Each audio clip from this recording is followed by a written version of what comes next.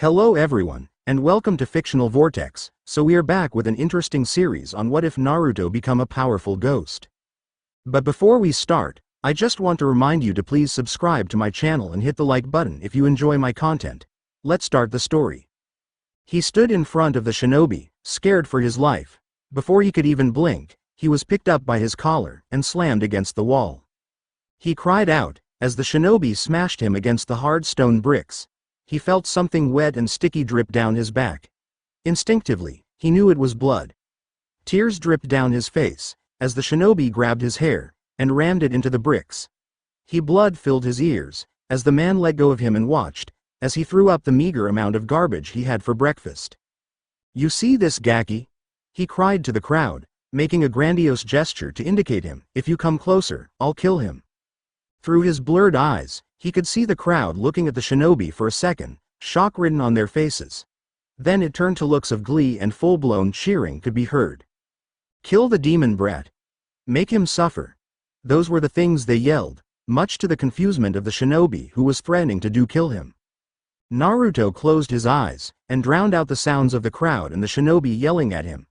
Maybe today he wouldn't have to feel it, as he slowly lapsed into unconsciousness. I use that word a lot in my fics. Flashback. Only 500 words into the story, 5 years. For 5 Kami-forsaken years, he had been alone and forced to fend for himself. Today, he was in search of food, as his meager supply had run out. He was just a small little boy, dirty and dressed in rags, walking through the town. He walked through the streets, and bared the glares of the villagers around him. None of them ever spoke to him, and if he tried approaching one, they would sneer at him and send him away with a glare, all of them having the exact same response: "I don't like you, go away." No one liked him. He had remembered every day of his life, and because of that, his mind was sharp and very quick for a 5-year-old boy. After all, you had to be smart and tough to survive on the streets. He had various shelters across the city, and had to move from one to the others every night, so people wouldn't find him. Though they had never outright attacked him, sometimes the drunks came. They would shout mean things at him, or kick his shelter. All of them seemed reluctant to touch him, as if he were poisonous. Instead, they attacked his material possessions. The first time had been when he was 2, barely able to walk. It was also the only incident he could remember when he had actually been harmed by the villagers. All the other times before, he had crawled where he needed to go. He had just made a makeshift shelter from a trash can which had been left out in the street. It wasn't that dirty, and only smelled mildly. He had stuffed the only thing he had possessed, an ugly and torn yellow blanket, into the can and had laid down on it, hoping to get a reprieve from the dark, cold world outside. However, fate seemed to really spite him, as he heard a loud ringing in his ears and felt the trash can tip over. "Ha ha!" slurred a man. He held a bottle in his hands, and was wearing a green jumpsuit. "Don't hate me for this, I'll explain later. Seems like you aren't really that tough, are you, demon?" He had laughed, and let Naruto ponder his words. "Demon," he thought, climbing out of the trash can and looking at his hands. "I'm a demon? Looks like you aren't going to be that tough of an opponent, demon." He laughed, and ran forward drunkenly. Naruto got up and tried to run, but the man caught up to him. He was only 2 after all, and had only just learned to walk. "Where you going, demon?" He laughed, and picked him up by his hair. It was painful, but not compared to the next thing. The man had thrown Naruto into the air, and jumped up along with him. With a considerable amount of force, he kicked Naruto in his stomach, and sent him flying through the air. He gave a loud oomph as he collided into a stone building. He crumpled to the ground, and lay there bleeding. He did not know what had happened next, but he found that he had somehow ended up in the middle of the street, with all his injuries healed and his blanket lying on top of him. After gaining his bearings, he had searched for his trash can, hoping to find a hint of what had happened last night. Unfortunately, he did. The trash can he had spent a day on his legs finding was crumpled, as if someone had repeatedly punched and kicked it to make it smaller. Naruto had walked it, and picked up the piece of metal nearly half the size of his body, which had been the trash can. A few days later, he had been approached by the green jump-suited man, whose head was bowed low and in shame. Naruto had feared for his life, and had gone as fast as he could to get away. That marked the first and last time he had been physically hurt, and the first time his homes or possessions had been destroyed. It had occurred many times over the following years, and Naruto had to learn to survive. He could easily spot out a potential hiding place, to escape the ones who wanted to follow him home, or see scraps of small food on the ground. He knew he could collect the rainwater when it rained, to be used as a drink. For 5 years he had learned, and for 5 years he had survived. He wasn't watching where he had been going, and only his keen ability to sense danger saved him, as a huge cart had rolled down the sloping street he was on, filled with all kinds of food and goods. A fat man was chasing it, and calling to the people in front of him, "Stop that cart, stop it, and I'll give you something for free." Naruto watched as the cart rolled down the street, forcing people to dive out of the way. No one seemed to really care about the cart, apart from those it had nearly run over. "Stop that cart!" the fat man yelled once more. Naruto saw this as his chance, and he would finally be able to get a decent meal. He ran down a dark alley, and turned to face the brick building. He would need to go up quickly if he hoped of catching the cart. He had learned to do this not a year ago, but he was already good at it. His keen eyes helped him stop ledges and places he could grab onto, ones that wouldn't break under his weight. He quickly scaled the wall, using the force of momentum to empower his movements. With a strong single haul, he was on top of the building, 20 feet high. He walked to the ledge that showed the street, and peered down. The man was still running after the cart, and was 5 buildings ahead. Naruto stood back, the farthest away from the building he was about to jump to, and ran forward. He ran forward, and placed 1 foot on the edge. It's 6 feet across each building, and Naruto would need all the strength in his feet he could muster. He pulled his body down, about to go against gravity. He pushed off the edge, and used the momentum to carry himself over the 6-foot gap and onto the other side in a roll. He got up running, doing the exact same for each of the buildings. Just imagine Assassin's Creed. The cart seemed to always be 2 buildings ahead, and Naruto was losing stamina. On the 7th building, he found a rope, and renewed his efforts to catch up to the cart. The cart was probably a block away from a building, where it would crash. He ran faster, and was now even with the cart. He would need to get at least 1 building ahead for his plan to work, and the wall was looming ever closer, along with his chance for food.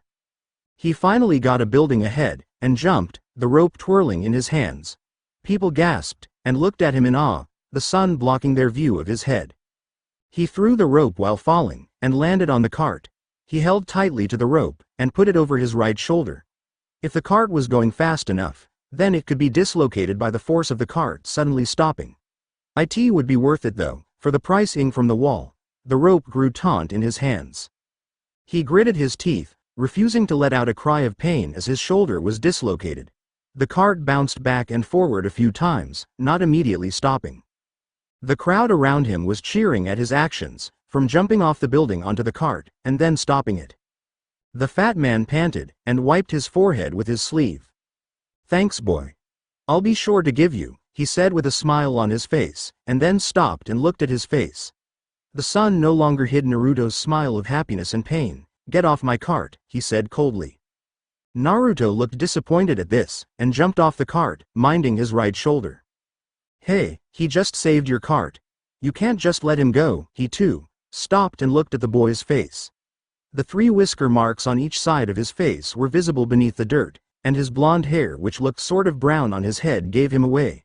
"Get away from me," he sneered, and walked away. The crowd, in turn, saw the boy for who he truly was, and walked off, looks of pride and awe on their faces replaced with scornful ones. Naruto sighed, and clutched his shoulder. He would have to take care of it soon, and no one ever seemed eager to help him.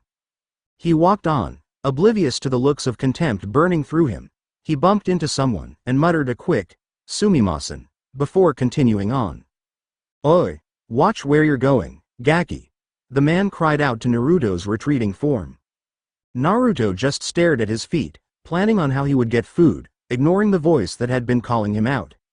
He walked onwards and went down an alleyway. He put his back against the wall, and looked to the sky. It was getting gray, and over the sounds of the city, Naruto could hear thunder. He propped himself against the wall, and dug into the trash can that was by his side.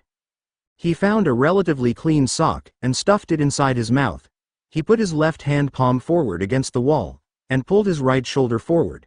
He prepared himself, and pushed with his left hand, while simultaneously pushing his right shoulder back. He bit down on his sock, as he felt his shoulder right itself, and he sighed in relief and took the sock from his mouth, throwing it back into the trash. "You've got some guts to do that, Gaki," said a voice from the beginning of the alley. It was the exact same voice as before. Naruto could have cursed then. He had been careless, and now he was possibly going to pay for it. Naruto turned to look at the man, and inched his hand closer to a rock that had been lying near. "Who are you?" he called out, grabbing the rock in his fist. "You're not polite at all, are you, Gaki?" laughed the man, walking forward into the dark alley. Naruto gripped the rock tighter, as he saw the man up close. He was tall, and had short black hair. His skin seemed lightly tanned, and he carried some long object on his back, wrapped in cloth. The most interesting thing that Naruto noted about this man though, was that he had no eyebrows. "I saw what you did, Gaki," said the man, stepping towards Naruto. If Naruto backed away, he would be going even deeper into the alley. That would mean less of a chance at escaping. He loosened his grip on the rock he held in his hand, but kept it ready, prepared to use it as a distraction so he could escape. I was pretty impressed. Not every 5-year-old little boy can just scale a wall, land on a cart, injuring himself in the process, and then go and fix it. He walked beside Naruto, and sat himself down beside him. "You live alone, right?" Naruto only nodded, looking at the man curiously. This was the first time he had a conversation with someone who didn't already not like him. "Well, seeing as how impressed I was with your skills, how about I make you a job offer?" The man with no eyebrows looked straight at the boy, gauging his reaction. He only seemed to be 5, yet he could already hide things so well. "What kind of job offer?" Naruto asked him cautiously. He had heard of people offering jobs to kids, and they weren't very nice jobs. The eyebrowless man laughed, noting that the boy had mistaken his words. "I'll train you to become my apprentice, and when the time comes, I'll let you take shinobi missions with me." "Shinobi missions?" asked Naruto. He had seen shinobi before, but he didn't understand what this man was talking about. "Yes, Gaki. Shinobi missions. I'll train you, and you can become stronger." Naruto put his hand to his left hand on his chin, and his right hand underneath his elbow. "There are a lot of risks here," he said, looking at the man. "But it might get me out of here." "Let me think," Naruto responded. "Then let's think over a bowl of ramen, my treat. I'm hungry as hell, and I don't think you're better off." It was true as Naruto's stomach soon growled. He blushed in embarrassment, and the man helped him up, and they both walked out of the alleyway together. They had eaten at a ramen stand, which had surprisingly opened their arms wide to welcome Naruto. Naruto ordered miso ramen, while the eyebrowless man ordered a shrimp. During their wait, Naruto learned some things about the man. His name was Momochi Zabuza, and he was originally a ninja from the Hidden Mist. He had come to Konoha in search of an apprentice. The ramen had arrived, and Naruto and Zabuza had eaten in silence, until 2 black-clothed individuals barged into the shop. "Momochi Zabuza," one of them cried out, wearing a bear mask. "You must die, for defecting from your village and illegally entering ours," another of them called, wearing a bird mask. Zabuza just stared for a moment, and ate his ramen. Naruto was staring between the ninja and his new friend Zabuza, with shock on his face. "Well, that's a shame, then, Anbu-san," Zabuza said, picking up his bowl and slurping up the rest of the food. He turned to the owner of the store, who was cowering behind the counter. "I'm sorry for this, and I thank you for the wonderful food." Suddenly, Zabuza sprang up, carrying the blonde boy with him. "I can't let you kill me yet," he said, before running out of the store with blonde boy under his arms. They had him backed into a corner. He had nowhere to go, and he was surrounded by a crowd of people, slowly closing in on him and the blonde kid. The bodies of the 2 Anbu lay on the floor, their heads missing. Naruto was holding onto his leg behind him, as Zabuza held his sword in front of him. He would have to think of a plan soon, or he and the boy wouldn't be able to escape. He turned to look at the boy behind him, and suppressed a sigh. He held so much potential, but he couldn't risk it now. He turned to face him, and muttered a quick, "Gomen." Flashback end. He woke up, to the sounds of shouting and metal on metal. Waves of villagers stood in front of him, their faces contorted into masks of happiness. Zabuza's back was facing him, and Naruto could see the giant sword he had from behind him. "Kuso." he yelled, before flinging his sword forward, swiping off the head of the Chunin whose kunai he had just deflected. "Wake up Gaki, and get the hell out of here," he yelled to Naruto, who had his hands situated on his back, feeling the scrapped flesh there. Naruto's eyes widened, as Zabuza took a kunai to his stomach. "Damn it Gaki. Hurry the hell up and go, so I can leave," he yelled the last part out, pulling the kunai out of his stomach and throwing it at the one who had thrown it. "You dropped that." Naruto stared at Zabuza once, before nodding, and running down a dark alleyway and out of sight. The crowd protested, but did nothing. The eyebrow-less man had jumped in front of the entrance to the alleyway, and was now blocking the path to the blonde demon. "You want him, you go through me," he said with a snarl on his features. He held the giant blade in his hands, facing forward and towards the crowd of villagers. They did not want to go near him, after seeing him fight off two Anbu and a Chunin. "Fine," a voice called from the roofs, and before he could turn and face him, a slim katana was held through him. Stood Danzo, leader of military affairs for the village. A bandage was worn over his right eye, a souvenir from the Kyuubi's attack 5 years ago. He slid the katana out of the nuke nin, and turned to face the villagers. "As the head of military affairs for the village of Konoha, I decree that Uzumaki Naruto be executed immediately, for consorting with a known criminal, Momochi Zabuza." Cheers resounded throughout the plaza, as Danzo made this declaration. It was widely known that Danzo was a staunch supporter of the group who wanted Kyuubi's death, but he had disagreed on everyone with one thing. He did not want to kill it for revenge, but to protect the village. He believed that killing the Kyuubi before its container lost control of its unimaginable power was the best possible course of action. Today, his watchers had seen the interaction between Zabuza and Naruto, and it would inevitable that they would both become stronger in each other's presence, thus becoming a possible threat to Konoha. It was his job to combat such threats, and as such, he had ordered their executions. "Let us go, citizens. We shall go forth, and execute the Uzumaki for his crime against Konoha," he shouted to the crowd, and his words were met with cheers. Finally, they called, "The demon dies this day." Danzo sighed, shaking his head slightly. Why couldn't these people understand? Uzumaki Naruto wasn't the demon. He was just a victim of chance, just as the rest of the world was. He ran on the rooftops, the Chunin and Jonin chasing him. He knew these rooftops, and he knew all the shortcuts, which was why he hadn't been caught yet. Sooner or later, however, his luck would run out. The moon was in the sky, hidden by the clouds. He had been running, for oh so long. Below him, the crowd threw all sorts of things at him, hoping to hit him and hinder him long enough for them to catch him. Another rock hit him in his back, but he just gritted his teeth and moved on. This was his consequence, his punishment. He shouldn't have talked to Zabuza. He shouldn't even have considered his offer. He should have done exactly what the villagers had done, and ignored him. Maybe this was betrayal. He stood at the top of the building. Below him, 6 stories down, was a crowd of people, some with Jonin vests and some with Chunin. He had nowhere to go now, as the Jonin and Chunin surrounded him from behind. "Kill him, kill the demon!" the villagers yelled, faces filled with glee. The ninja looked at Naruto, whose eyes were wide and frightened. Tears were threatening to spill from his eyes, as he looked all around him. These ninja were trained to always obey orders, but this one seemed too hard to follow. They couldn't help but see this boy as innocent. They were ninja, and understood a hard life. They saw it in his movements, and by the way his eyes moved wearily around him. They understood the fact that the boy was not the Kyuubi, and would never be. He was still a threat though, as he contained its power, and that was potentially dangerous. They looked to Danzo, who was staring grimly at the boy. "Uzumaki Naruto," he called out, making Naruto swivel his head towards him. "Do you understand why you need to be executed?" Naruto just looked at him, as the crowd chanted, "Demon, demon, demon."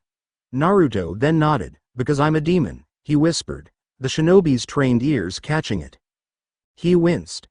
The boy actually thought he was a demon. "No, Uzumaki-san," he said, sympathetically, "you are no demon." He looked over to the crowd, who was still chanting. "These villagers are fools, but they are this village's fools. They are a part of this village. It is our duty, as shinobi, to protect this village." Naruto nodded in understanding. "You're going to kill me, aren't you?" Naruto said quietly, and Danzo shook his head. One of these shinobi is going to kill you. He pointed to the group surrounding Naruto. Because I'm a demon, right? Naruto said, and before Danzo could say anything, he continued. I'm a threat to this village. It's your job to eliminate me. I've already said, you are not the demon, Danzo told him. If not, then what am I? Danzo sighed, resigned to his fate. The boy was going to die soon, so he should die with the knowledge of why. You are the container of the Kyuubi no Yoko, the nine-tailed fox. He told him bluntly, not giving him time to process this new information. 5 years ago, when the fox attacked us, the Yondaime went forward to meet the beast. Out of all the babies in that hospital, he chose you. Not even his former sensei knew why, but when he rode out on the Toad Boss, he took you with him. He fought with the Kyuubi to a standstill, and persuaded the Shinigami to place the Kyuubi inside you, instead of devouring its immortal soul. That is why, when you dies, he will die. He stopped, and looked for Naruto's face, looking for a reaction. This boy would have made a fine shinobi if he had been given the choice to live that long. Already, he knew the fundamental basics of being a ninja, and he had more stamina than most adults, having run the most of the Chunin and some of the Jonin Ragged. He was able to keep his emotions within him, so as not to give anything away. The ability to keep something inside was essential to a shinobi, who might have important information they needed to keep secret. To add to his prowess, he had already lived 5 years on his own, able to survive on the streets of Konoha. Indeed, had this boy lived, he would have become an excellent shinobi. Having you live runs the risks of having you lose control. We cannot take you in, for you are already too old, and have seen the seeds of disloyalty before. Today's incident with Zabuza was a testament to that. If we exile you from the village, you still run the risk of seeking revenge, or losing control in another village, shining the blame on us. Keeping you locked away with nothing is worse than death, and cannot be possible, for no jail sans a living one can keep the Kyuubi at bay. Therefore, our only logical choice is to kill you. He finished, and looked at Naruto once more. The boy scoffed, and looked down to the crowd. His attitude had changed, and now he held acceptance in his eyes. I am no threat to this village, he said coldly. The mind of this village is a threat to itself. He turned and looked straight at Danzo, his blue eyes filled with acceptance. Before I die, I want to ask you something I've always wanted to know. He looked to the sky, and gave a sigh. What is? His words were cut off as a spear was thrown, impacting against the young boy's back. His eyes slowly closed, as he stumbled around the roof, the tiles shaking beneath his feet and his arms limp. Danzo and the rest of the shinobi looked on in shock, as blood came from the boy's mouth. They hadn't expected a villager to be bold enough to actually carry out the execution themselves. The crowd cried out in excitement, the source of all their anger bleeding from the spear in his back. Cheers were raised, as they attempted to find out who had done so. None of them noticed, as the robed figure left the crowd silently. Naruto continued, stumbling on the roof, his vision going darker and darker. He looked up once, and saw the moon. Apparently, it had come out from behind the clouds, shining its brilliance down upon the land. Naruto gave one last smile, as he saw Danzo rushing forward trying to stop his fall. He fell, back first, where the pitchfork had hit him, the whole 6 stories. To him, his fall seemed forever to him, as his life flashed before his eyes. Images of the trash cans he had lived in, all the people who had sneered at him, the nights he spent hungry, as he listened to the family inside the house behind him laugh merrily as he suffered in the cold. The joy he had felt of having found a whole piece of bread in the garbage, and the sorrow he had felt when he realized it was fake.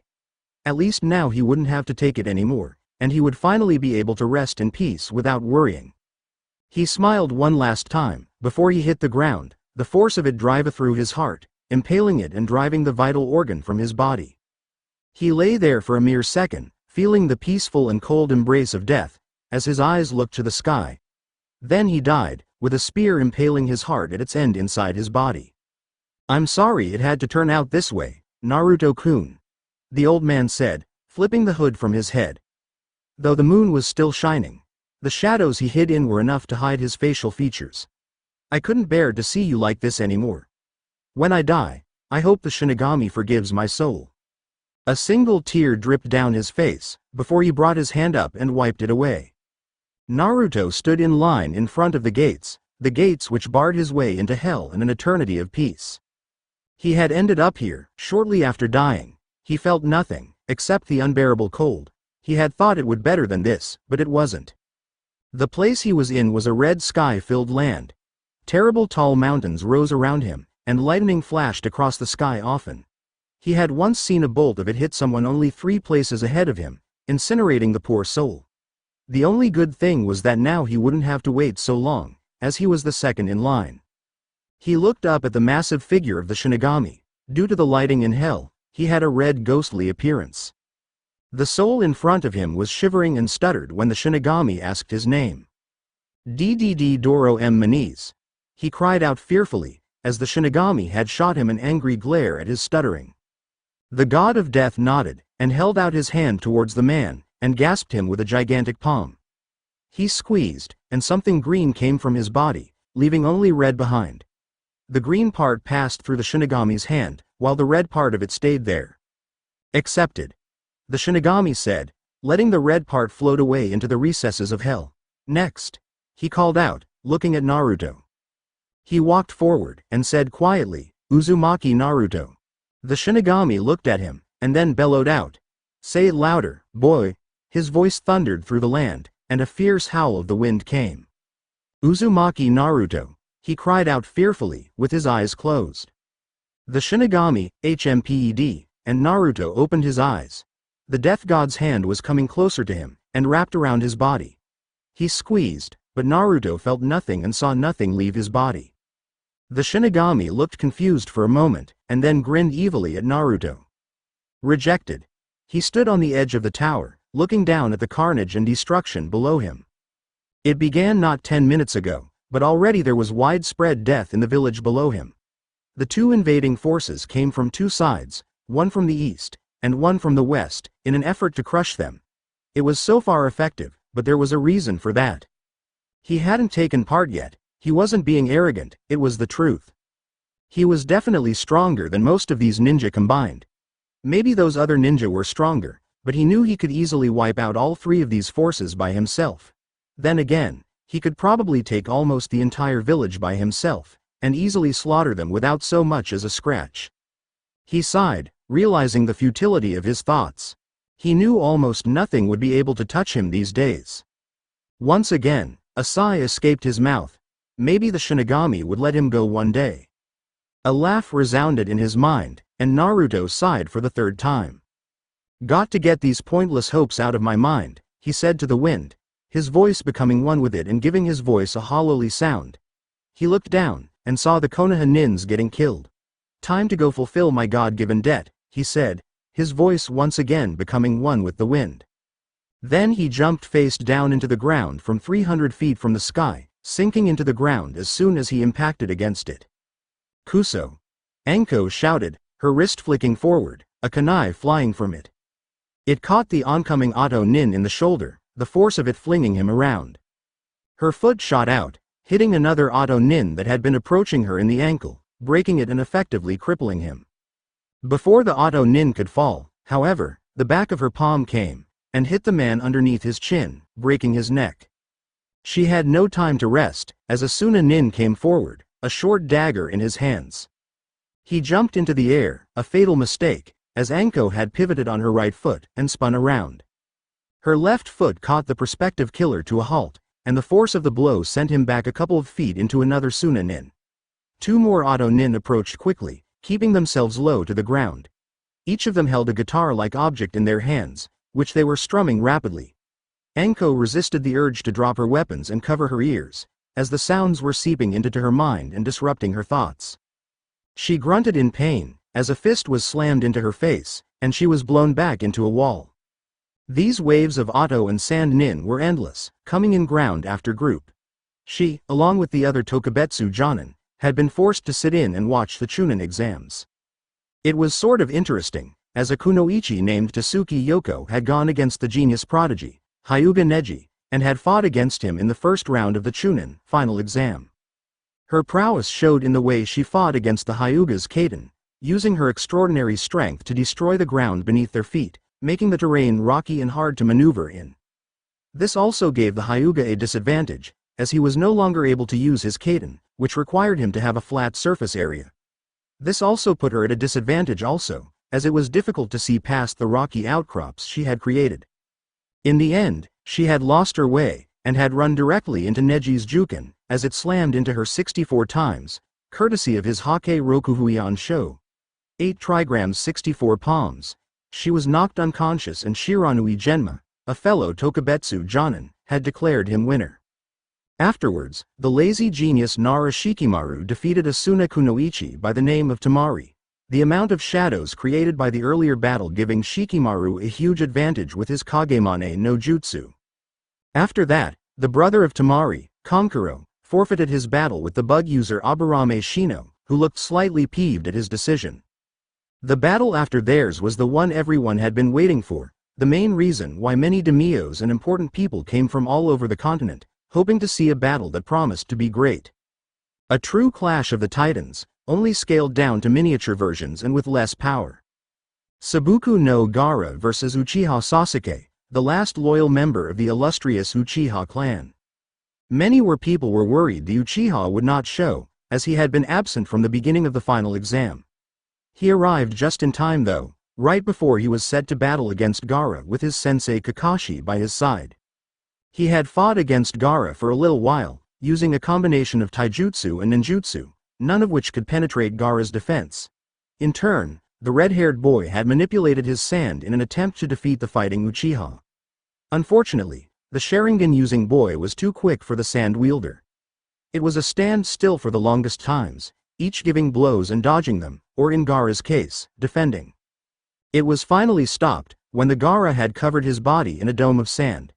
Sasuke had tried punching through, first with brute force followed by various jutsu, but none of which worked. Then he unveiled the reason why he had been late. The Chidori, Kakashi's only original jutsu. Even the Kazekage was impressed at the 12-year-old boy. He had already learned to use an A-ranked jutsu in less a month. It pierced the side of Gaara's dome, and the sound of screaming could be heard from within. What happened next was a blur, as a jutsu befell the area of the arena, knocking out all those who had been unfortunate to feel its effects, sans the Anbu, En, Sakura, and Yoko, who had all immediately recognized the effects of it and had cast it off at once. Kakashi had ordered his student Sakura to help some of the Tokubetsu Jonin in waking up the civilians and other shinobi, along with her teammate Yoko, while the other ninja helped repel the shinobi attacking the gates. After finding out that Sasuke was nowhere to be found, Kakashi had summoned one of his ninken, a little pug named Pakun. The dog led Shikimaru, who had only feigned sleep, Sakura, and Yoko away to go find Sasuke. The rest of them had stayed and fought. Along the way, Anko and Genma had been separated from the rest of the Jonin and Tokubetsu Jonin. She picked her body up from the ground where she had fallen, and flung her hand out, calling out a Seneashu. Several snakes flew towards the ninja attacking Genma, and he fell dead. Anko jumped high into the air, and flung 2 kunai at 2 different opponents while upside down. They struck both of them dead on, one through the heart and one through the head. She landed gracefully on the floor, her hands held out in front of her and willing to use more kunai if possible. "We need to find the others," Genma said from behind her, throwing the senbon he had in his mouth at a ninja foolishly running into them. "We can't keep this up forever, and my arm is getting tired." "Stop whining, Genma," Anko said, handling the kunai she had in her hand with ease. She ducked low to avoid a horizontal sword slash at her, and held her kunai in a reverse grip. After the blade had passed over her head, she went back up, holding the kunai in her right hand and bringing it sliding across the throat of the sword-wielding shinobi. She then flipped the kunai over, so the blade was not reversed, and flicked her wrist, watching with satisfaction as it pinned someone's vest to the wall, impaled through their chest.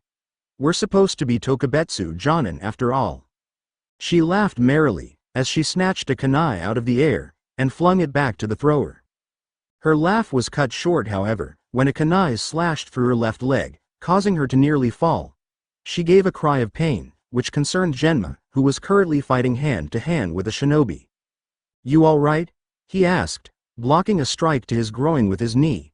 Then he punched the man in the face, causing him to bleed and fall back. "I'm fine," Anko said, taking another kunai from her pouch and spinning it by the handle. She blocked a kunai in the air with it, and stabbed the kunai into the shoulder of a shinobi who had run up to her. She took the kunai he held in his hands, and slashed it across the top of his skull, cutting cleanly through. Then she threw the kunai at another individual coming towards her. She reached into her kunai pouch, only to find she had none left. Kuso, she cursed under her breath, kicking out to a shinobi who dodged with her good leg. I'm out of kunai. She pivoted on her bad foot, causing her mild pain, and delivered a straight kick to an oncoming shinobi. A Kaiden jutsu came towards them, and they both had to dodge to jump. We can't take much more of this, Genma panted. These guys may all be Chunin level and easy, but there are just too much of them. You're right, we should She suddenly shivered for a second, as did the rest of the ninja around them. Something very cold had just passed by them, causing them all to pause. It was a sunny day, so how could it have been cold? It was akin to jumping into a cool lake in the summer, and coming out to meet the cold chill of winter. On all the minds of the shinobi, they thought the same thing. What the hell was that? Anko herself thought that, as she shivered again, remembering the sensation. She caught a kick coming towards her middle, and pulled the attacker towards her. Then she gave him a headbutt, combining the momentum of the pull and the force of her push to knock the man out. Behind her, Genma suddenly cried out. She twirled around, hitting two ninja in the face with her fists in the process. What? She cried out. Then she saw Genma's back. He had a fist impaled through the right side of his chest, a big man standing in front of him. Genma! She cried, grabbing two kunai from the air that had been sailing towards her. She then threw them, but didn't think of the consequences. A shiver ran through her at the last second, and she wasn't able to throw them with all the force she could have. It turned out to be a semi-good, semi-bad thing, as the two kunai hit Genma in the stomach, and impaling them inside him with a soft thud. The kunai only went an inch in at each place, but it still didn't lessen the pain. A more powerful shiver ran through them all, and they all froze. How pathetic. Think before you throw, baka. A voice said from behind the big man. It seemed to flow with the wind, which had become cold, and distort it somewhat, giving it a hollow sound. The big man slid Genma off his fist, turning around. As he turned, Anko caught a quick glimpse of white, before charging the big man from behind. A snake came from her wrist, and hit the man on his neck. It bit down, the poison acting fast. The man gave a scream before falling over onto the floor, revealing the person that had spoken. Bore, Anko whispered, before a cold chill hit her skin. The man stood in front of her. He had pale skin. He had white hair, which was short in the front and only went down to his forehead. In the back, it was long enough to tie into a ponytail, and went possibly down past his shoulder blades.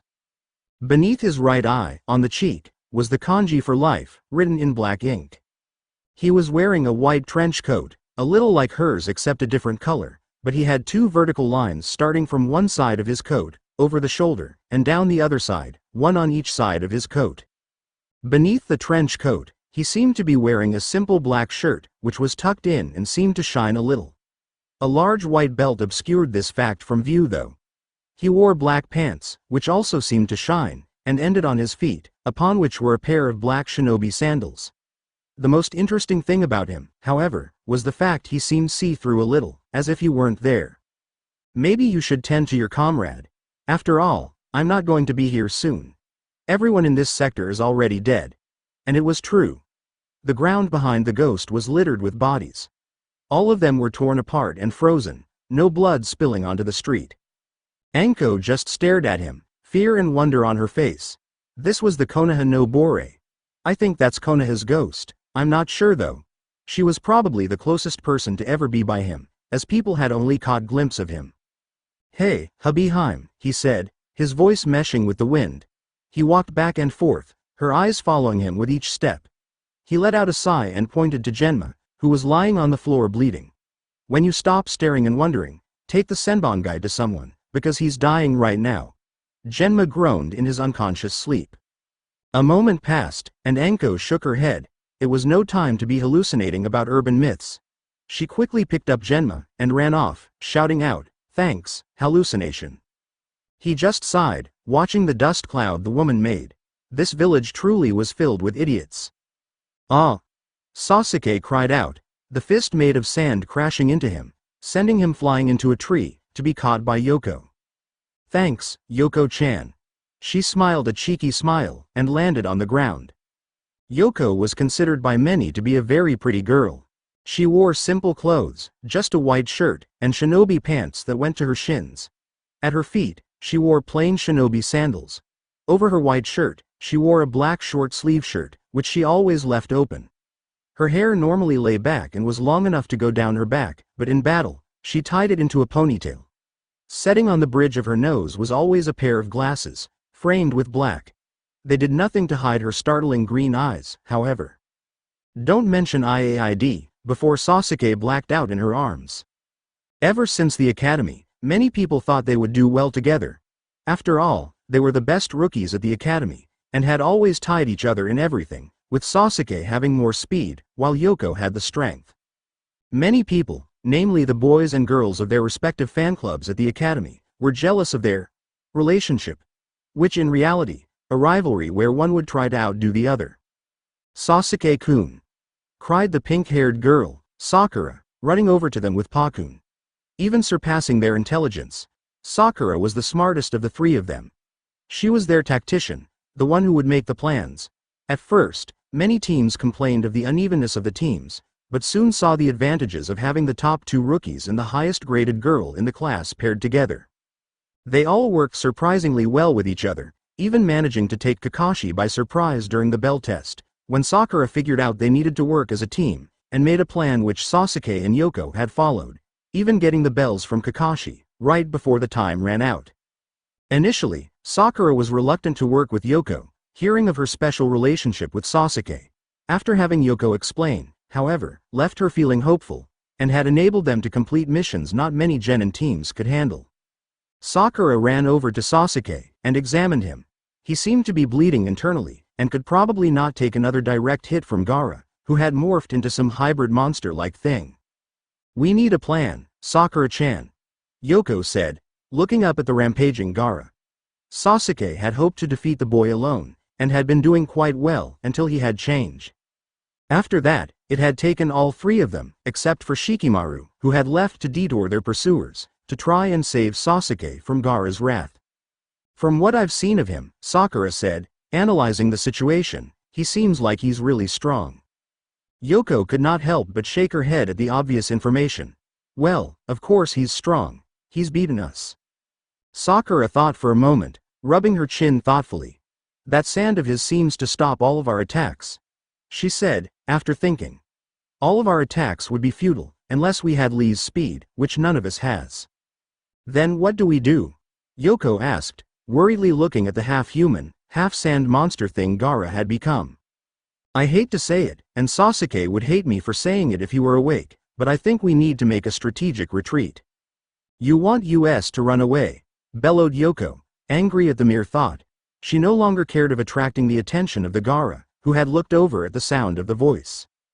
"Yoko-chan, calm down," Sakura said, in a vain attempt to shut her up. Gaara was looming dangerously closer, and she doubted they would be able to defend themselves against him. "We're not running away, it's a strategic retreat." "Strategic retreat my ass," she yelled, Gaara a couple of yards away from them. "There's no way in hell I'm going to." Sakura screamed, as Gaara raised his fist, and sent it crashing down where Yoko was. Yoko barely had time to turn and widen her eyes, before the fist came down.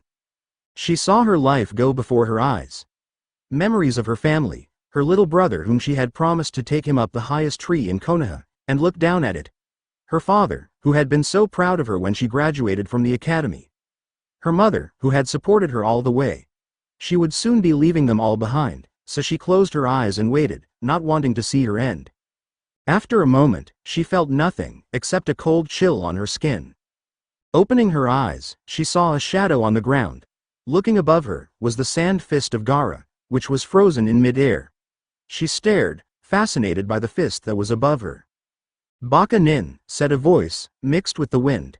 "Get out from under the hand of sand, so I don't hurt you and hurt me." Yoko looked behind her to see a boy, dressed in white and around her height, with his arms folded and looking at her with dead blue eyes. The ground beneath his feet had frosted over, and it seemed like he was the reason the fist had stopped. Yoko was just looked at him in wonder. He seemed so unearthly and unnatural, at least until he sighed. Why do all of you stupid ninja just stare? Aren't you guys trained to face things you don't normally see? The boy put his palm to his forehead, and shook his head in disappointment. Yoko just stared at him some more, and he shook his head. Yandaime teme, he said, looking above him. Why'd you do this? He turned his attention back to Yoko, who seemed to be recovering. Are you focused now? He asked her, to which she pointed to herself and quirked an eyebrow.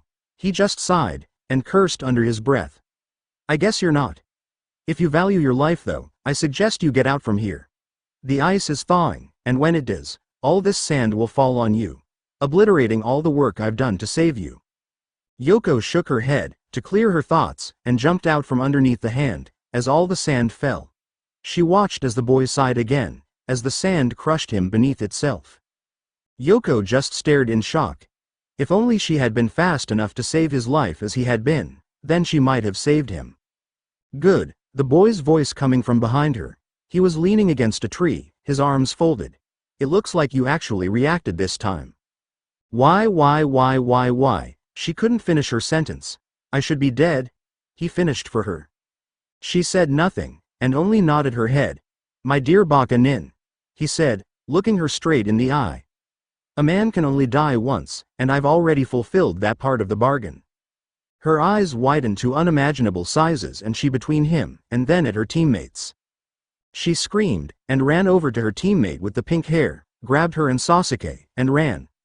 Sakura looked bewildered, having been forcibly taken from her place by a panicked Yoko. He sighed. These Konoha nin are fools. A fist made of sand smashed down where he was, covering him completely. He sighed once more, and floated to the top of the fist and stood on it. It looked like it had taken less than a single second, as if he had just teleported there. No, he can't teleport. The eyes of the sand monster widened, as a translucent chain came from the left-hand sleeve of the boy's coat. Guess I have to do my duty then, he said, grabbing hold of the 7-foot-long chain by the side closest to his hand. At the very end of the chain was a dagger-like object, which seemed more solid than the rest of the chain. He lifted at the chain, and swung it around the fist of the beast. He caught it by the other side of the chain, the dagger side facing him. Think Daggertail from Prince of Persia, The Two Thrones. He pulled up, splitting the fist in half, as the chain tore through it. The red-headed kid howled in pain. Who are you? He questioned him. A ghost, was his simple response. A chain. He took the dagger that had been on the end of the chain, and held it in his right hand. He held his left arm straight out, and the chain seemed to suck itself back into the sleeve of his coat. He held up the dagger he had taken from the chain. It was a bit longer than a normal one, at a whole foot long. It was a pure white and translucent, just like the chain, and a dagger. He suddenly sunk into the ground, faster than Gaara could comprehend. He felt cold suddenly, and as fast as it was there, it was gone. He looked down, for he had a feeling of what had just happened. The only arm of his half-Shukaku form was cut off, and frozen from the elbow down. He stared at it in shock, and then put his head back up. The boy was standing on the branch right across from him, facing him. He had the blade held reversed in his right hand, his left hand laying limply at his side. What are you? He asked, fear going into his eyes. He had never felt cold before. He had never faced an opponent as fast as Thisho had the gates opened moved as fast as this man.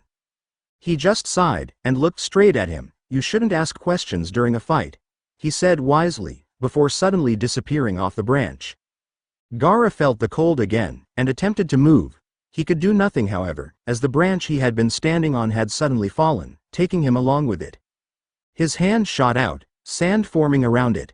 He shot it out, towards another tree, hoping to impale it and stop his fall. It did not work however, as in a second, the arm of sand was frozen, half of it missing. Gaara watched as a frozen chunk of sand landed on the forest floor and broke, as he also fell to the floor with a thud that sounded through the green forest. He lay there, looking at the sky for a moment. What is he? He asked himself. He felt cold, and it stayed this time, not like the last two times, when it only lasted for a moment. He shivered subconsciously. He turned his head to the ground, and looked at his right hand. He tried moving it, but it seemed as if something had frozen it. He tried moving the rest of his body, but it seemed he was now fully frozen. "Do not waste your time in the beginning," the voice said.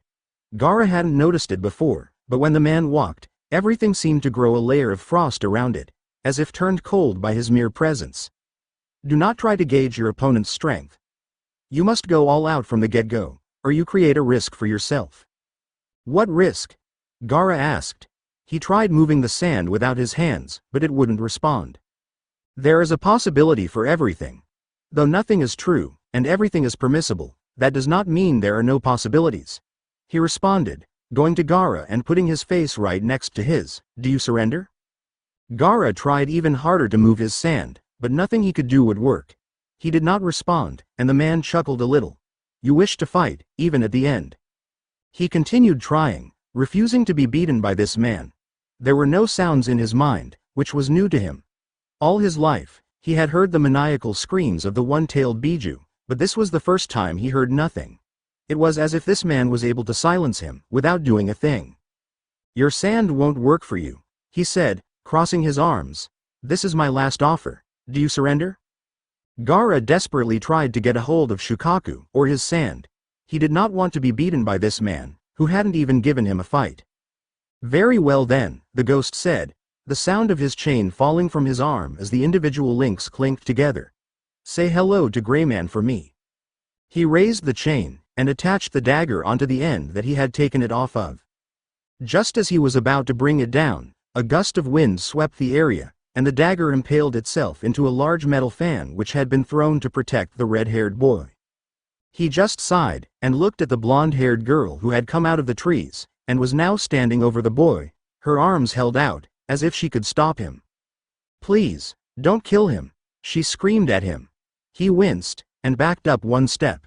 Her voice was loud. Nonetheless, he pulled the chain towards him, carrying the fan with it. He caught hold of the fan with his right hand, and struggled to hold it. "This is a heavy fan," he thought, putting it down and pulling out his dagger. He swung his chain around with his right hand, hearing as it howled in a circle. "Please," she yelled, making him stop twirling the dagger. She was really loud. She put her hands to her face, and sobs racked her body. "Please don't," she said more quietly. He just rolled his eyes, and started swinging the chain dagger again. A tear fell from her eye and landed on the ground. "Please." He sighed, and stopped swinging the dagger. She put her hands down, and showed him her puffy red eyes. She had hope in them, though they were quickly dashed when she saw he had just taken the dagger off and was steadily approaching them. "No," she cried out, the force of her voice blowing him back and onto the ground. She had put her hands back onto her face, crying into it more now. He sighed, exasperated. He turned to the girl, and looked at her. She was still crying, and was now kneeling and sobbing onto the form of the red-haired boy, who looked distressed at their closeness. He sighed again. "Why do you want to save him?" he said to her. She sniffled, and wiped her nose with the back of her hand. "He's my brother," she said, her nose stuffy. "Well, I have to kill your brother right now," he said as gently as he could, stowing the dagger into his right sleeve. "So could you please?" "No," she cried again, throwing herself over the red-haired boy. A sigh escaping from him once again, he walked forward. She turned her head to face him, and screamed, "Stay away." He was blown back once more by the force of her voice. She saw this strange behavior, and looked puzzled by it. He stood up, looking irritated. "Please, stop yelling," he said, hitting his head to get the sound of her voice out. "Then stay away," she yelled again. He was blown back once more, though this time he ended up with his back facing the air. "I don't believe this," he grumbled, putting his hands to the ground and bringing himself to his feet. It seemed the blonde-haired girl had figured out that if she screamed enough, then he would get blown back. Hence the reason why she was now screaming at the top of her lungs. "Stay away! Stay away! Stay away!" she yelled, louder every time. Suddenly, she felt cold, saw the boy standing a single foot away from her brother, his dagger raised in the air. "No," she screamed at him, still certain it would work. Before the sound reached his ears, he vanished, leaving the blonde girl even more puzzled. "Huh, indeed," a voice said from behind her, a hand wrapping itself around her mouth. "I just have to kill your brother and be on my way, okay?" He whispered into her ear. The words sounded sweet to her, but the voice did not. Her whole body was shivering now, the effects of him going close to her. She felt parts of her body go cold and numb, as they froze. The tips of her ears felt heavy, and the tears that had been spilling from her eyes turned to ice. "Do you understand?" he said quietly into her ear. His breath seemed to be speeding up the freezing process. Now that she thought of it, every time the boy sighed, his breath was clearly visible. She shook her head, and she heard and felt him sigh. He let go of her, and she ran back to Gara. "What part don't you understand?" he asked her, irritated. He looked to the village, where a large square box was. "Before you answer, don't scream, please," he added. She closed her mouth quickly. She had been about to do just that. "Why do you want to kill my brother?" she asked him. He responded, "Because it's my duty. Your brother had destructive intentions towards this village, and in the bargain I am part of. I have to kill every threat to this village." She sat there, her hands on her ears. She was rubbing them, and trying to make them get warmer. Gara still lay frozen off to the side, but she was thawing quickly. "How do I get you to not kill him?" she asked him quietly, looking at her brother. He had been listening to everything his sister and the ghost had been saying, even where she had offered to protect him. He had been surprised by that. He thought she would have hated him, he having destroyed almost all chances of her personal life. "Well," the ghost said, placing his hand under his chin and scratching. "I'll do anything," she pleaded, looking at him desperately. "Anything," she added, trying to make sure the ghost caught her drift. After all, she had heard stories of ghosts being very lonely. "Whoa!" the ghost cried out desperately, holding his arms out and shaking them, the chains clinking beneath his sleeves. "I'm not that kind of guy." "Then," she said, looking over to her brother, whose eyes had widened to the size of basketballs. "No," the ghost yelled, his eyes also widening. "I admit you look LS," caused her to blush slightly, even though it was a little creepy doing that because of a dead man, "but I don't know you." "So then, what can I do?" she asked him, still pleading. He sighed, and looked at her. She looked desperate, while the other one was looking confused. He sighed again, and said, "Leave your hidden village, and join Konoha." Silence fell over the area, as birds flew overhead. "What?" disbelief crawling into her voice. Her eyes wide and filled with anger and shock, the same look mirrored on her brother. It would be an embarrassment to them if they just left their village to go to another, much less one that they were going to war with, while they were still having the war. They would immediately be ordered kill on sights if that happened. "Unless your brother," he said, looking at the red-haired boy, then at the girl with blonde hair, "or you, come to think of it, seeing as you're a threat, though only a minor one." Her face grew red with anger at being called a minor threat. "Switch villages, or I have to kill you." "Now, hold on," she screamed, but was cut off when she saw the ghost disappear into the ground and the cold creep onto her. "Last time," he whispered into her ear, his breath freezing it upon contact, "I'm going to warn you. Do not scream." She nodded her head fearfully, and he was suddenly back where he had been before, less than a second passing in between. "Now, what is your decision?" he asked, folding his arms and waiting for their answer. She looked to her brother, whose eyes were still wide. She could never tell what she was thinking, but it was clear to her now what it was.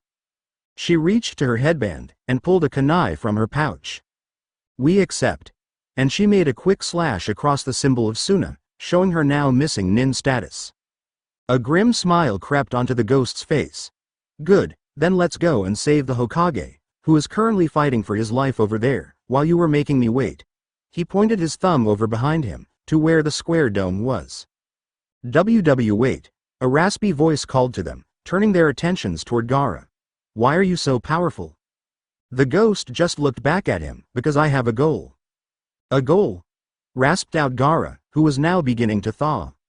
"Yes," the ghost said, "a goal." "What goal?" "My goal." "What is your goal?" "My own goal?" asked the ghost, confused. The blonde-haired girl just smacked her forehead in exasperation. These two could probably go on forever. "Didn't you say we had important business?" she asked the ghost. "You're right. We shouldn't be wasting our time here." He continued walking forward, only to be stopped once again by Gara's call. "What about me?" he asked, his fingers almost able to move again. The blonde girl sighed. hoping to avert another useless conversation. We'll get you later. We can't get you now. They started walking again, before being stopped by Gaara, for the third time. Who are you? He asked, directed to the backs of the two individuals leaving. Gaara, don't ask th. The boy had stopped, and was now staring at Gaara, his blue eyes colder than the chill he brought with him. The Konoha no Bore, he answered, eliciting responses from the two former Suna nins. Uzumaki Naruto. It seemed like it hurt for him to say that, as he had immediately taken a wince soon after. She ran through the trees, looking at her white-clothed companion. He's the fearsome Konoha no Bore, she said out loud. Yes, he is. Responded Naruto, was silently disappearing and reappearing in different places, matching the pace of Temari. She blushed in embarrassment, not meaning to say that so he could hear. He had explained this ability a couple of minutes ago, soon after introducing himself, and after Temari and Gaara had gotten over their shock. Flashback. A couple of minutes before, why were the Bore? Stuttered Temari, watching him. He looked so bored, though not one bit less than as fearsome as the stories had told. Instead of having red eyes that glowed when they looked at you, or blood splattered over his clothes, he looked pretty decent, in a ghostly sense. Yes, he sighed, I am the Bore, the ghost of Konoha. That is why you were able to defeat me, whispered Gaara, to which Naruto responded, no, that is not. You did not take the fight seriously, thus you lost.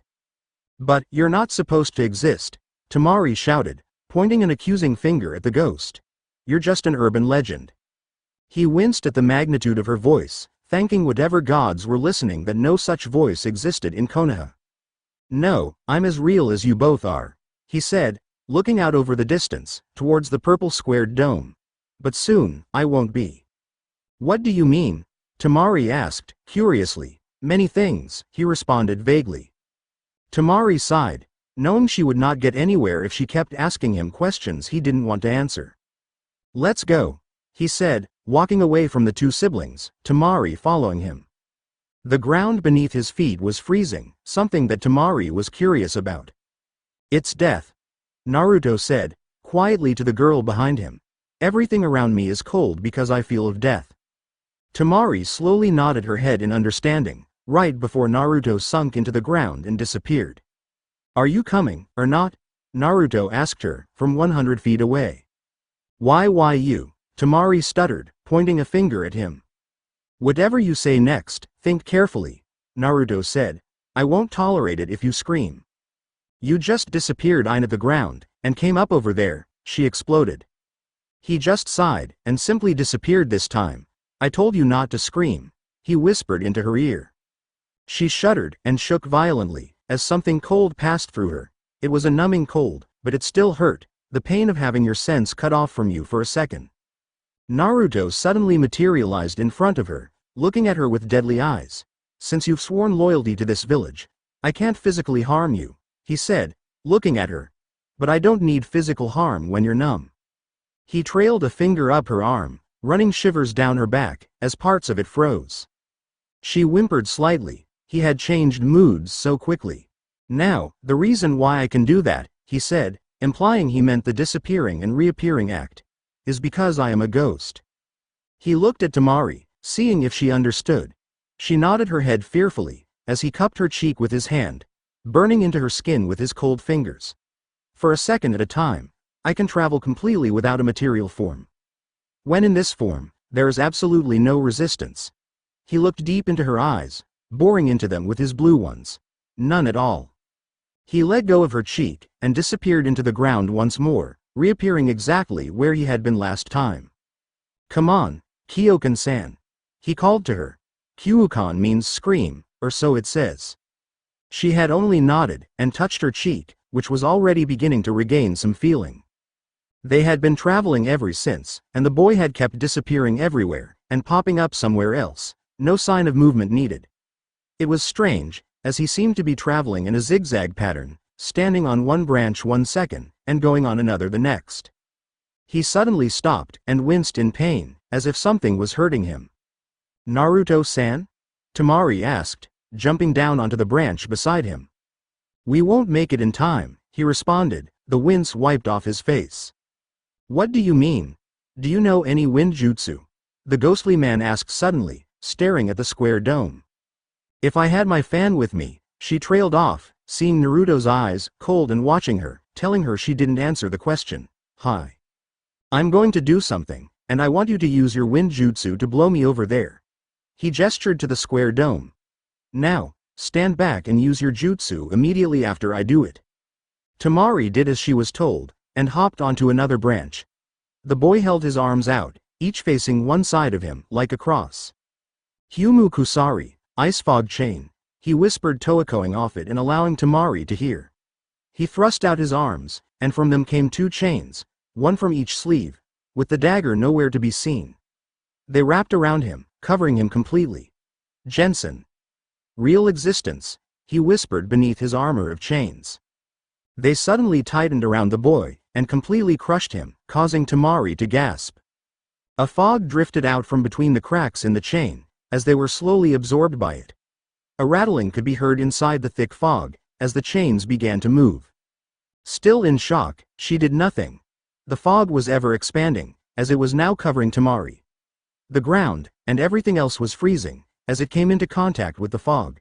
She felt a layer of frost developing on her skin, as she wrapped her arms around her tight. She had never known something this cold, other than the touch of Naruto. She heard chains clinking as they were moving in the fog, moving inside it. Now, you fool, a voice whispered into her ear, echoing into it, before it wears off. It took her a moment to recognize the voice, and almost jumped when she found it was Naruto. Remembering his words, she said, but I can't do any massive wind jutsu without my fan, which you stabbed with that dagger of yours. She said to no one, not knowing who to say this to. Just use one, the voice whispered in her ear, as her skin tingled. Could you make it a little bit warmer? She asked, shivering. She looked down at her fingers, to see they were covered with frost. The branch beneath her seemed like ice now. Receiving no answer, she sighed. Bore teme, she whispered. Soon after, she felt something pressing against her cheek. Just do it, the voice said, whispering into her ear with a hint of exasperation. She sighed, watching her breath come from her nose and mouth. She did some hand seals and stuttered out, futon. Soyokazi. Wind release. Gentle breeze, I think. She held her hands to her mouth and blew, a small breeze coming from her mouth. Arigato. The ghost whispered into her ear, before he was blown in the direction of the square dome, covering the town. Tamari watched as the fog left, and gasped suddenly at her surroundings. Everything was covered with frost, and the water that had previously been dripping off the trees was frozen, making this part of the once green forest into a cold, unforgiving land. He always hated using this form. It was so reliant on others who could easily let him down. Never trust anyone, unless that person was you. That was his philosophy.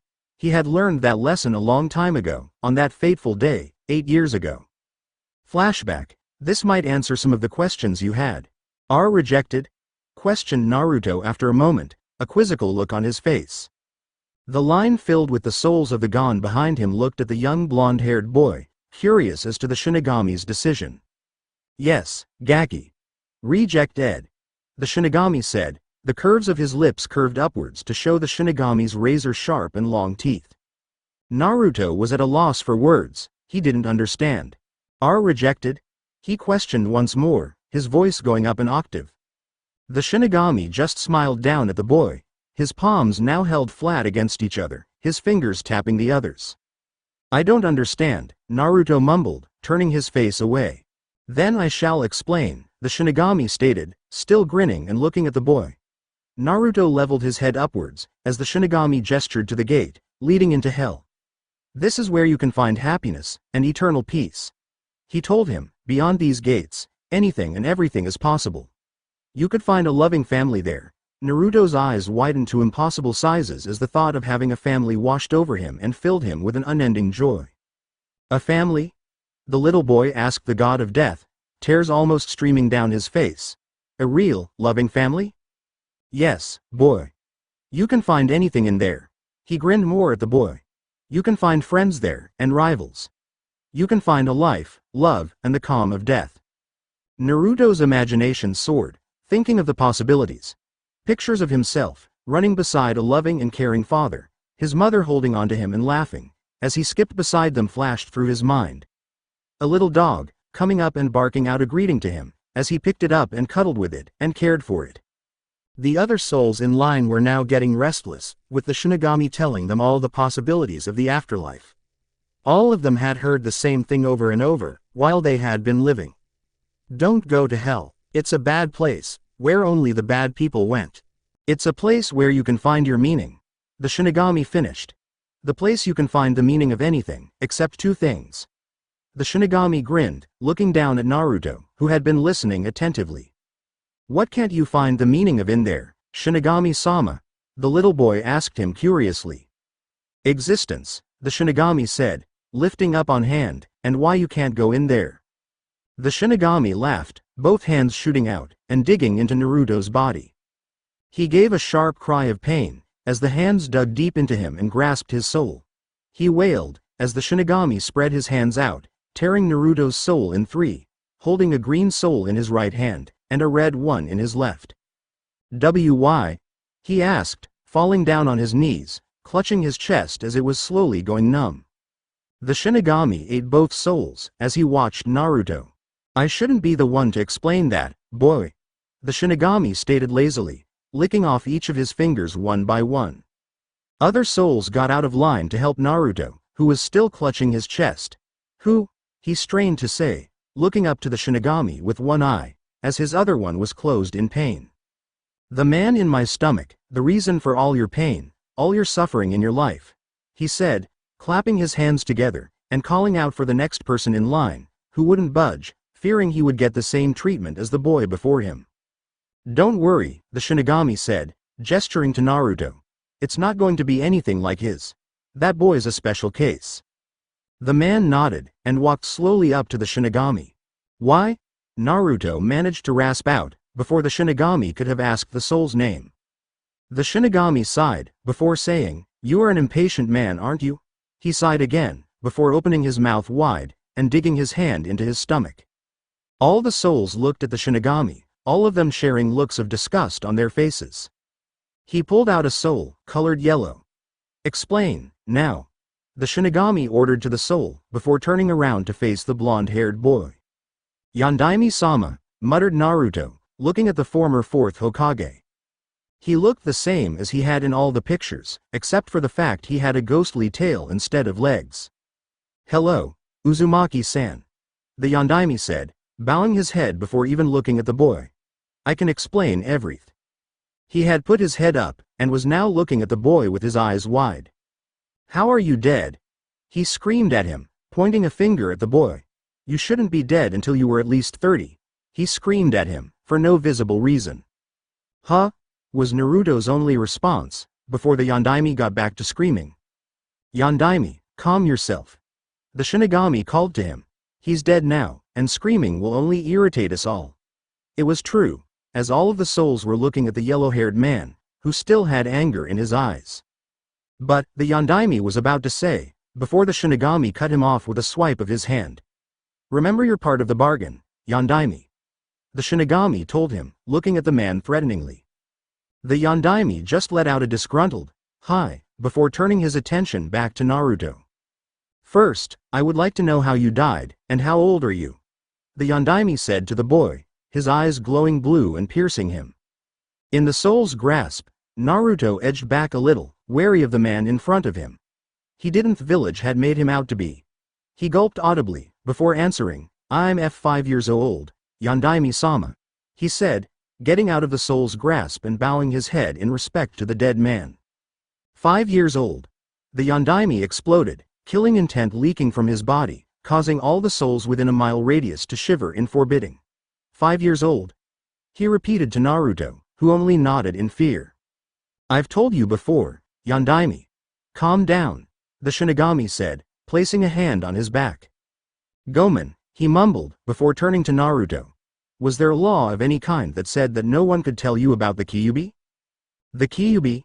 Naruto asked, before remembering his talk with Danzo from before. "Yes, there was." "Then how are you dead now?" he screamed once more, as the Shinigami dug his hand into his back and he screamed even louder. I said calm yourself, Yondaime. He said, pulling his hand out and having the Yondaime drop down. Is he going to be okay? Asked Naruto, slowly walking over to him. Of course he is, the Shinigami replied, as a groan came from the prone form of the Yondaime. He's the freaking Yondaime, he can take anything. He said mockingly, as the Yondaime got up. Gomen, he said again, this time bowing his head in shame, before turning to Naruto once more. How are you dead though? The law should have protected you. As Naruto explained his story, souls began to gather around, most of them having nothing to do but listen. By the end of his tale, most of the souls had tears on their eyes, which were all wiped away quickly. That's so sad, muttered one of them, wiping a tear from her face. Must be a tough kinda kid to go through that, another one said, sniffing. I'm sorry, the Yondaime muttered, looking at Naruto with tears also present in his eyes. It's my fault. I should have just done what I was supposed to, instead of coming up with this stupid bargain. He told him, contempt lacing his voice near the end. Bargain? The boy asked his elder, confused. He had heard both the Shinigami and the Yondaime say that, and he had a feeling it had to do with him. Lift your shirt, the yellow flash commanded to Naruto, who had immediately lifted the shirt over his head, leaving his upper body exposed to the world. Many of the souls around him looked disgusted, and many of them turned around and threw up, much to the dismay of the Shinigami. Looking down to see what was wrong, Naruto found that a large hole was near the middle of his chest, right where his heart had been. He gaped at it, as did the Yondaime, who looked ready to explode. Don't do anything you'll regret, Yondaime. The Shinigami warned him, looking at him directly. He just nodded, and told Naruto to put his shirt down, seemingly satisfied with something. It's still there, which is good, he murmured softly to himself and went deep into his thoughts, which did not go unnoticed by Naruto. What's still there? He asked the older man curiously. The marker, he said absent-mindedly, still deep in thought. The marker? Naruto repeated, questioning the man's answer. He did not receive a response for several minutes, and was about to turn to the Shinigami, before the Yondaime spoke. Do you like Konoha? He asked suddenly, hope filling his voice. Naruto looked at him, and went into his own thoughts, just as the Yondaime had done before. Do I like Konoha? He questioned himself, looking deep into his mind for any hint of ever doing so.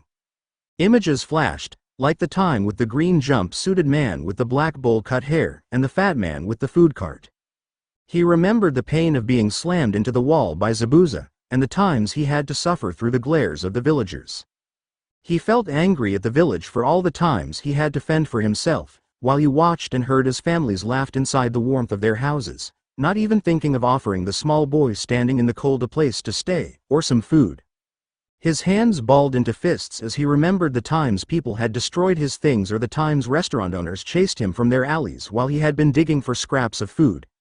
His eyes narrowed, seeing a rich couple with generous bellies laugh out of a restaurant with an umbrella over their heads and dressed in warm clothing, as he sat in the rain, his stomach grumbling and his rags getting wet. No, he answered truthfully, through gritted teeth, I hate them.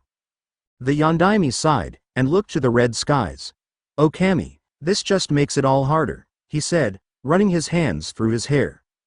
The Shinigami laughed, as Naruto scrunched up his face trying to will the memories away and the Yondaime stroking his temples. Seems like you've just done something terrible, Yondaime. The death god chuckled, happy at the predicament. More hate meant more deaths, which would lead to more food for him. It's gonna be bad explaining the bargain to the kid now. The Shinigami laughed, before grabbing a chain with a dagger at one end off his clothes. He laughed once more, before throwing the chain at Naruto. It went fast, but Naruto was able to jump away slightly, and instead of wrapping itself around his body, it wrapped itself around Naruto, the whole thing only going up to his thigh before stopping. What was that for? He screamed at the Shinigami, who was still laughing. His bargain, he pointed to the Yondaime, who was still watching, will become your burden. He laughed once more, and Naruto felt the chain come to life. It grew longer, and was starting to wrap itself around him like a snake, the dagger part being the head. Slowly and surely it made its way around Naruto, digging the tips of itself into his skin, and causing him to bleed. Forgot to mention in the last chapter that Naruto's chain has these thorn things on the chain part. He cried out in pain, as the chain started wrapping more and more of him up, and soon, Both of his legs and lower body were wrapped by the chains, with it still swinging around him. "Wait!" The Yondaime cried to the Shinigami. "He's too young for this. We can't make him do this now." The Shinigami laughed, as more of the chain wound itself around the boy, his next words echoing over the screams of the boy. "You remember the bargain, Yondaime," he cackled, as his entire abdomen was now wrapped up. "For the price of having the Kyuubi kept within him and using his power to protect the very village he now hates, he will be chained in death to Konoha." He cackled insanely, as the boy's arms were now starting to become wrapped in the animated chain, his face contorted in pain. They now completely wrapped his arms, as blood flowed freely from his entire body. Soon, he found the chain and dagger going across his face, cutting him deep. It fully wrapped around him, and the dagger part of the chain came shot forward, ahead of his body. It went back, and impaled itself directly through the chains and into where his heart had once been. His screams died, as he was completely covered in the chains. He felt nothing but cold, as death swept through him once more, but stayed this time, covering him in the cold and numb of its feel. The chains fell from his face, and unwrapped themselves from around his body, ending up only on both arms, and in an X position across his chest. For the first time in his life and death, he did not feel himself moving. Even the breaths he had to take as a soul were gone, as he lay still standing up, hunched over and with the chains dangling off him. "This is the price you must pay," the Shinigami said, looking down at the boy. He hadn't been expecting the whole chain to wrap around the boy. Then again, this was the first time a deal such as this had ever been struck with a mortal. The price of one man's follies becomes your sacrifice, your curse. The boy looked up to the Shinigami, his eyes now a cold dead blue. "Why?" he whispered. He found his voice sounded awkward, as if it was not meant to be used to speak. "Why, Shinigami-sama?" He suddenly winced and fell to the ground, as a fire erupted inside him, his mind her intrusion of the flame. He gasped out, in his hollow and unusual voice, "What was that?" "The pain of life," the Shinigami answered, his vision now focused intently on the boy. The effect of the ghost chain on the soul of a once mortal boy, filled with both hatred and acceptance, was not something he could have foreseen. The very ground beneath his feet were freezing, and he was doing it without thinking. "The pain of life," Naruto echoed, as he looked down at his hands. They were a ghostly white, and he had a bad feeling. Looking skywards, but not moving his head, he sighed. His hair had turned white. "Tell me, boy. What is your name?" the Shinigami asked him, still looking down. "Uzu-ah," he cried out, as the souls of the dead beside within a 20-foot radius were frozen and the ground cracked from the solidity of the ice. It was only by pure reflex that the Yondaime had jumped out of the way in time, and did not get caught up in the cold. Still, he felt it emanating from the boy, who was clutching his head in pain. "I see," the Shinigami said, looking at him. "You are your own worst enemy." Flashback end.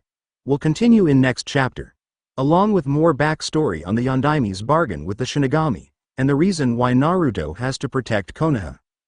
The village was below him, and he could hear the sound of the ninja as they wondered where the fog that floated over them had come from. It could have easily blanketed a whole block of houses and a couple buildings if it wanted to. The Anbu standing guard over the square dome shivered, as the fog surrounded them. It was unbelievably cold here, as the ground was building was slowly starting to freeze. They were starting to see their breath, and the masks on their faces were developing a bit of frost on them. It did not seem to be able to get inside the dome though, as it was staying away from it. Suddenly, it was dying down, as it was being focused on a single point.